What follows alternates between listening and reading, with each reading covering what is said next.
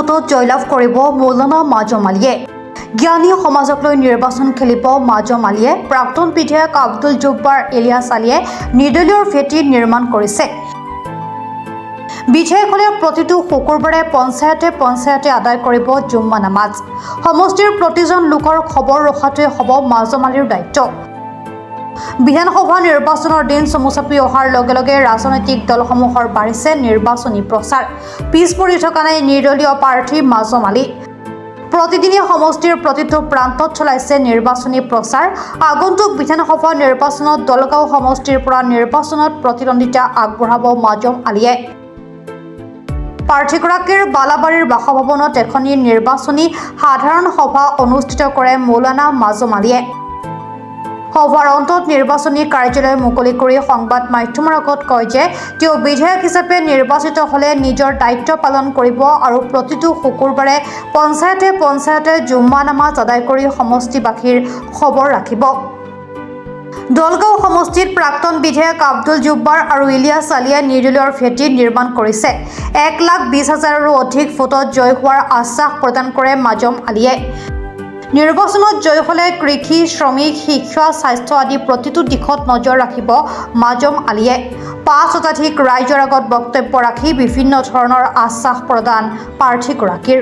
আজি এই সভাৰ উদ্দেশ্য হ'ল আপোনালোকে জানে প্ৰায় দলগাঁও সমষ্টি বুলি নহয় অসমৰ বিভিন্ন প্ৰান্তৰ ব্যক্তিসকলে জানে যে বিগত 2 বছৰেদি মই দলগাঁও সমষ্টিৰ পৰা এজন প্ৰাৰ্থী। বিগত সময়ত মই কংগ্ৰেছৰ হৈ হয়তো দাবী জনাইছিলোঁ, কিন্তু এইগিলা বহুত দীঘলীয়া কথা, সময়ত এইগিলা প্ৰকাশ পাব। মোক বচাই ৰাখে আপোনালোকৰ দুৱা আৰু আশীৰ্বাদত, তেনেহ'লে অনাগত বিধানসভা নিৰ্বাচনত মই নিশ্চিতভাৱে দলগাঁও সমষ্টিৰ পৰা নিৰ্দলীয় হিচাপে মই প্ৰতিদ্বন্দ্বিতা আগবঢ়াম। এইটোতো বহুত উদ্দেশ্য আছে, বহুত লক্ষ্য আছে। মোৰ এটাই কথা, মোৰ ঘৰত খাবলৈ আছে না নাই সেইটো বিষয় নহয়, মোৰ জাতিয়ে খাইছে না নাই এইটোহে মূল ইছ্যু হ'ব। এইটো মঙলদৈ সমষ্টিৰ কলেজ দলগাঁও সমষ্টি বুলি ক'লে কেনেকে হ'ব? মঙলদৈ সমষ্টিৰ কলেজ, এতিয়া কথা হ'ল মিথ্যাৰ আশ্ৰয় লৈ এতিয়া প্ৰকাশ পাই আছে নহয়। মিছাৰ আশ্ৰয় ল'ব নালাগে। যাৰ যিটো নাম সেই নামৰ অৰ্থৰ পিনে চাই অলপ কথা ক'ব লাগে। এইটো মিছা কথা। মই শেষত এইটোৱে মই অনুৰোধ জনাম আৰু মই আহ্বান জনাম এইটোৱে যে আপোনালোকে কমচে কম এইবাৰ দলৰ মুহতাজ নহৈ আপোনালোকৰ প্ৰাপ্য, আপোনালোকৰ হক আদায় কৰিবলৈ আপোনালোকে ইনশাআল্লাহ মোৰ লগত সহযোগ কৰক। আপোনালোকে গম পাব, যদি আল্লাহ পাকে মোক জীয়াই ৰাখে নিশ্চয় খেলাটো 100% আৰু জিকাৰ পিছত মই সমষ্টিবাসীক মই বেলেগ একো কৰিব নোৱাৰিম। 2টা ৱাদা কৰিলোঁ আজি আপোনালোকৰ এই চেনেল যোগেদি। 2টা ৱাদা, মোৰ দায়িত্ব পালন কৰি যাম। এজন বিধায়ক দায়িত্ব পালন কৰিবলৈ হ'লে কি কৰিব লাগে সেইটো যিজন পিতৃ মাতৃ আছে তেওঁলোকে জানে। এজন বিধায়ক এটা সমষ্টিৰ অভিভাৱক হয়। অভিভাৱকৰ বহুত দায়িত্ব থাকে। এটা ঘৰ বনাই দিলে দায়িত্ব এৰা নাযায়, এটা কলেজ বনাই দিলে দায়িত্ব এৰা নাযায়।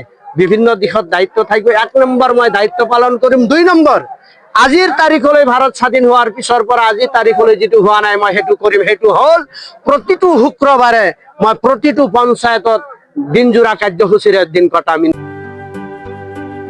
দৰঙৰ পৰা ফাৰুক আব্দুল্লাহ ৰিপৰ্ট, প্ৰাত টাইম ডিজিটেল। অসমৰ সংবাদ জগতখনৰ বাবে এক সুখৰ খবৰ। আপোচবিহীন ৰাইজৰ কণ্ঠ সাপ্তাহিক কবচ পুনৰ এবাৰ অসমৰ ৰাইজৰ মাজলৈ। স্বত্বাধিকাৰী প্ৰণীতা কলিতাৰ দ্বাৰা প্ৰকাশিত আৰু আপোচবিহীন একাংশ নপুৰণি অভিজ্ঞতাপুষ্ট সাংবাদিকৰ দ্বাৰা প্ৰচাৰিত তথা eco printing press, Guwahati, Katabari গড়চুকত মুদ্ৰিত সাপ্তাহিক কবচ এতিয়া অসমৰ বিভিন্ন প্ৰান্তত উপলব্ধ। আমাৰ ঠিকনা মুখ্য কাৰ্যালয় অসম ফৰেষ্ট স্কুল, হৰি মন্দিৰ পথ, গুৱাহাটী আৰু উপ কাৰ্যালয় Kalita market, Bijoynagar, Kamrup, Assam. Mobile number হৈছে 9435114666 70024728113। আমাৰ ইমেইল আইডি হৈছে kobos2025@gmail.com।